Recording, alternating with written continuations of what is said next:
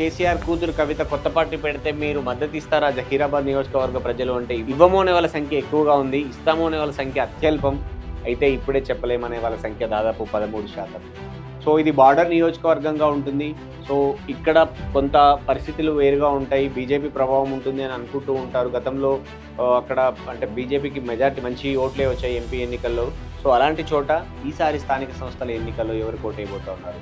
మొన్న గెలిపించినట్టుగా బీఆర్ఎస్ పార్టీకి ప్రజలు పట్టం కడతారా, లేదు అంటే ఈసారి కాంగ్రెస్ కోటేస్తారా, లేదంటే బీజేపీ వైపు మొగ్గు చూస్తారా? ఇప్పుడు చూద్దాం final result.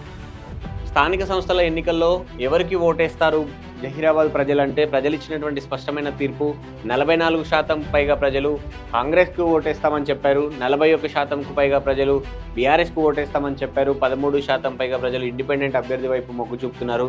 So Congress party అక్కడ చాలా స్పష్టంగా పుంజుకున్నట్టుగా ఉంది, కానీ బీఆర్ఎస్ కూడా అంతే పోటీగా ఉంది. ఎమ్మెల్యే అక్కడ చాలా గట్టిగానే అంటే బీఆర్ఎస్ పార్టీని కాపాడుకుంటున్నారనేది చాలా స్పష్టంగా అయితే కనపడుతూ ఉంది. ఓవరాల్గా మాత్రం జహీరాబాద్ నియోజకవర్గంలో కాంగ్రెస్ పార్టీకి కొంత స్థానిక సంస్థల ఎన్నికల్లో ఎడ్జ్ ఉండే అవకాశం అయితే చాలా స్పష్టంగా కనపడుతుంది.